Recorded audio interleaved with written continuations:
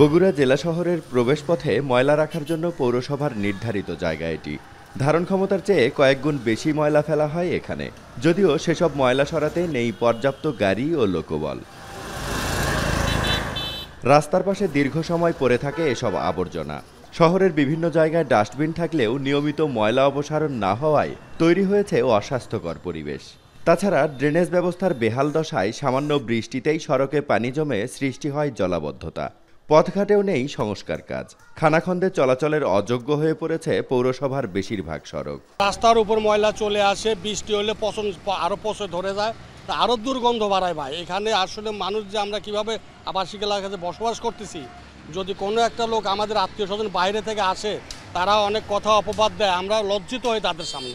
তো কম কথা আমরা বারবার বলছি যে এখানে দুর্ঘটনা হতেছে বলে, আপনারা ময়লা ফালালে সেভাবেই সেফটি করে ময়লা ফালান, কিন্তু তারা শুনছে না। তারা আমাদের মানুষই মনে করে না এই এলাকাতে। পানি উঠলে এখন মনে করেন যে আমাদের তো বাইর হতেই হবে। এখন কথা হচ্ছে কি যে যাই যেভাবে পারে স্যান্ডেল জুতা পায়ে দিয়ে বের হওয়ার উপায় থাকে না এই যে বর্ষাকালে।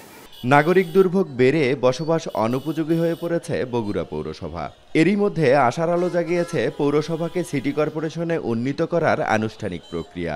সিটি কর্পোরেশন হলে অবকাঠামোগত উন্নয়ন, নাগরিক সেবা বাড়া সহ অর্থনৈতিক উন্নয়নের আশায় স্বপ্ন বুনছেন স্থানীয়রা। আমরা নর্দমাটা আমাদের বেশি জরুরি।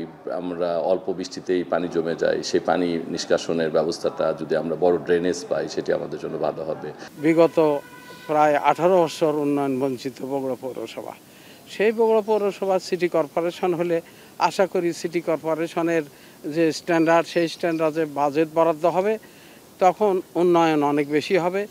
সিটি কর্পোরেশনে উন্নীত করার প্রক্রিয়া বাস্তবায়নে এরই মধ্যে কাজ শুরুর কথা বলছেন স্থানীয় প্রশাসন। এখন যদিও পৌরসভার যে টোটাল জনবল কাঠামো 162 জন, তার মধ্যে এখন কর্মরত আছে মাত্র 78 জন, বাকি আপনার 84টি পদই কিন্তু শূন্য। তো লোক স্বল্পতার কারণে তারা সেইভাবে কিন্তু সেবাও দিতে পারছে না। তারপর হয়তো আপনার সব জায়গায় ড্রেনও নাই। সিটি কর্পোরেশন হলে আপনার বাজেটের সাথে তো উন্নয়নটা হচ্ছে ডিপেন্ডেন্ট।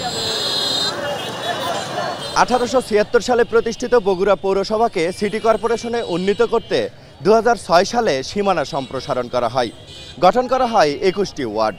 তারপর থেকেই স্থগিত হয়ে পড়ে প্রায় 70 বর্গ কিলোমিটার আয়তনের এই পৌরসভাকে সিটি কর্পোরেশনে উন্নীত করার কার্যক্রম। প্রায় 20 বছর পর আবারও চিঠি চালাচালি শুরু হওয়ায় বগুড়া সিটি কর্পোরেশন বাস্তবায়নের মধ্য দিয়ে পর্যাপ্ত নাগরিক সুবিধা পাওয়ার স্বপ্ন দেখছেন বগুড়াবাসী। রাজীব সেলিম, এখন বগুড়া। শাইনি চুলে এখন হবে সব হেয়ারস্টাইল। সিল্কোর দ্বিগুণ শাইনি চুল প্রতিদিন।